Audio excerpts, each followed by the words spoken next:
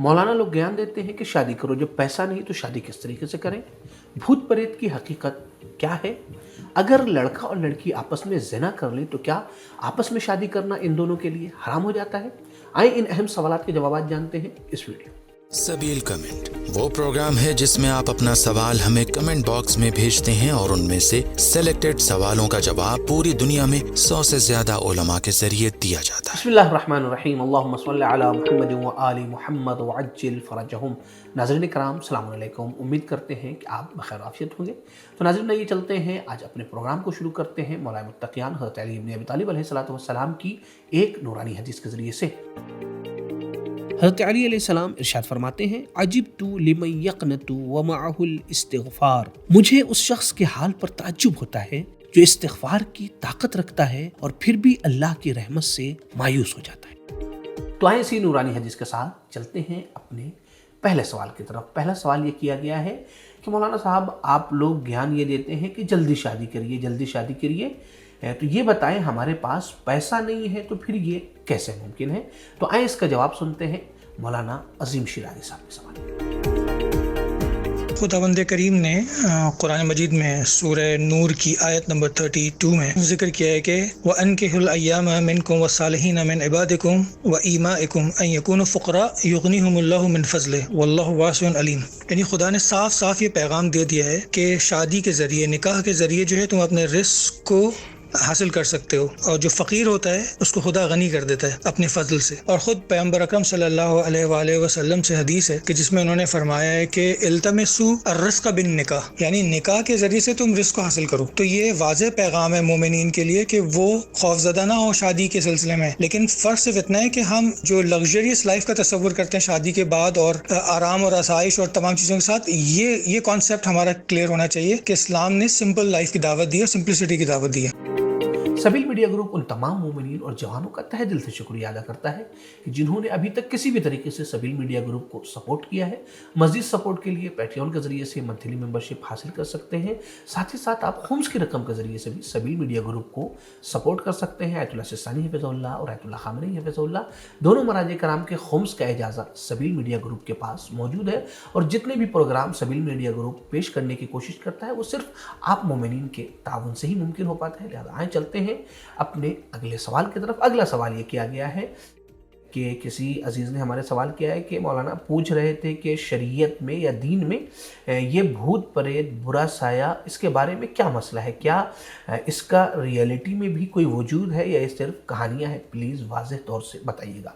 ये सवाल हमारी टीम से किया गया था। इसका जवाब हमने हुज्जतुल इस्लाम वल मुस्लिमीन अली जनाब मौलाना हैदर अब्बास साहब मुकीम हाल अफ्रीका से जवाब लिया है। तो आए जवाब सुनते हैं। औज़ु बिल्लाहि मिनश शैतानिर रजीम, बिस्मिल्लाहिर रहमानिर रहीम। भूत प्रेत की हकीकत के बारे में सवाल किया गया है। तो भूत प्रेत का जो अक़ीदा है वो सिर्फ़ और सिर्फ हिंदू अक़ीदे की बुनियाद पर तफसीर किया जा सकता है, चूँकि हिंदू अक़ीदे में रूह के मुताल्लिक़ ये मान्यता और ये अक़ीदा पाया जाता है कि रूह इंसान की मरने के बाद बारगाह इलाही में नहीं जाती है, बल्कि यहीं पर रहती है और मसलन एक वजूद से दूसरे वजूद में मुंतकिल होती रहती है। कभी इंसान से हैवान, कभी हैवान से इंसान बनती रहती है, जिसको इस्लामी दुनिया में तनासुख कहा जाता है, कि जो सही नहीं है। लिहाजा इस अक़ीदे की बुनियाद पर उनका मानना यह है कि अगर कोई बुरी रूह है तो वो मसलन लोगों को परेशान करती है, कि जिसको वो भूत कहते हैं। भूत के हिंदी माना माजी के हैं, यानी गुज़िश्ता ज़माने में। तो यानी जो रूह मुंतकिल नहीं हो पाती, कोई अपने माजी में ज़िंदगी गुजार रही होती है या सैर कर रही होती है, लिहाजा वो दूसरों को मसलन नज़र आती है या दूसरों को परेशान करती है। प्रेत भी रूह ही को कहते हैं, और कैसी रूह की जो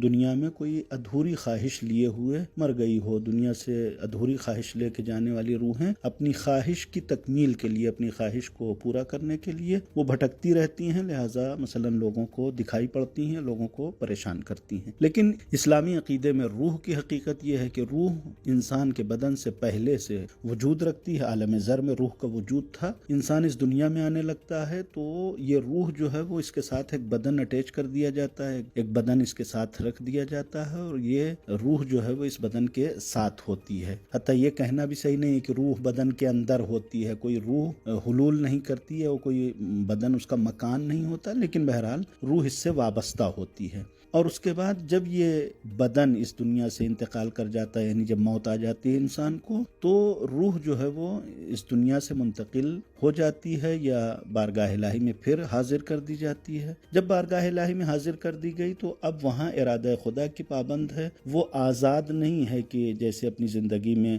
انسان کے ساتھ تھی، یعنی بدن کے ساتھ تھی تو آزاد تھی اور ادھر ادھر جو جہاں بھی آنا جانا چاہے یا جس کو نقصان پہنچانا چاہے، جس کو فائدہ پہنچانا چاہے نقصان اور فائدہ پہنچا سکتی تھی، اس طریقے سے مرنے کے بعد آزاد نہیں رہ جاتی بلکہ امر الہی کی پابند ہو جاتی ہے۔ جب پابند ہو گئی تو پھر وہ کسی کو دکھائی پڑے گی یا اس دنیا میں آئے گی، یہ عقیدہ صحیح نہیں ہے۔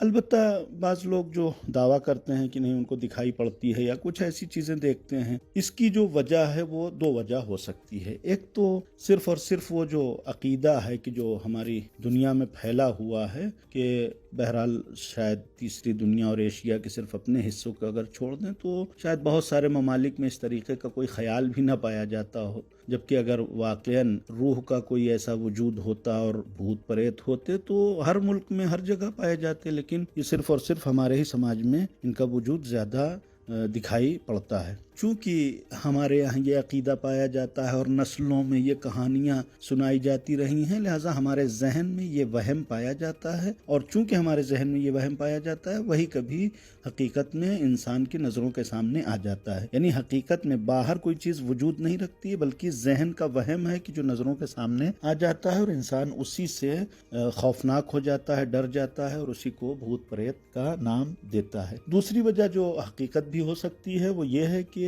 چونکہ اجنہ اور شیاطین کو انسانی زندگی میں تصرف کا موقع ملتا ہے یا موقع دیا گیا ہے، لہذا اجنہ بھی انسانی زندگی کو پریشان کرنے کے لیے اس طریقے کے حربے اپنا سکتے ہیں کہ کسی مردہ کی شکل میں انسان کے سامنے ظاہر ہو جائیں اور انسان اسے بھوت یا پریت کا نام دے اور اس سے ڈر جائے یا اس کی زندگی کو اس سے متاثر کر سکیں۔ لیکن یہ چیزیں بھی بہرحال ایسے افراد کی جو ان چیزوں میں گرفتار ہوتے ہیں، وہ گرفتاری کی وجہ بھی یا کم علمی اور جہالت ہے کہ چونکہ جاہل ہیں لہٰذا اس وہم کا شکار ہو جاتے ہیں یا اس مکر اور فریب کا شکار ہو جاتے ہیں اور جھوٹے اور ڈھونگی باباؤں کے چکر میں آ کر ان تمام چیزوں میں گرفتار ہو جاتے ہیں، یا بدعملی ہے اس کی وجہ کہ انسان چونکہ دین اور شریعت سے دور ہے، خدا اور رسول سے غافل ہے، تو ظاہر ہے کہ جب انسان بدعملی کا شکار ہوگا تو بہرحال شیطان، جنات، یہ ساری چیزیں جو ہے وہ انسان کے اوپر حاوی ہو سکتی ہیں۔ لیکن اگر انسان خدا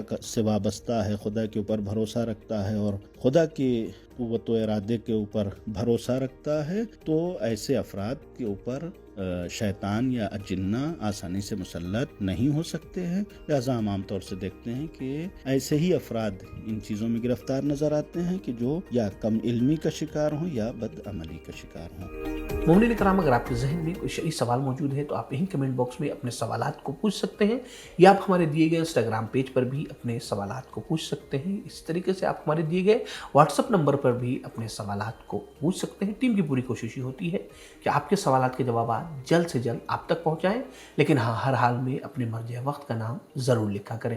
اور آخر میں ہماری آپ سے گزارش ہے کہ آپ ہمارے چینل کو ضرور سبسکرائب کریں، دیگر دوستوں کو بھی ہمارے اس پروگرام کے بارے میں بتائیں، اس پروگرام کو شیئر کریں۔ جس طریقے سے آپ دیکھ رہے ہیں کم سے کم 10 لوگوں کے ساتھ اس پروگرام کو ضرور شیئر کیجیے گا۔ تو آئیں چلتے ہیں آخری سوال کی طرف۔ آخری سوال یہ کیا گیا ہے کہ اگر کسی لڑکی کے ساتھ زنا ہو جائے تو کیا وہ لڑکا اور لڑکی کے جنہوں نے زنا کیا ہے آپس میں شادی کر سکتے ہیں یا نہیں؟ اگر کرنا چاہیں تو کیا کرنا ہوگا؟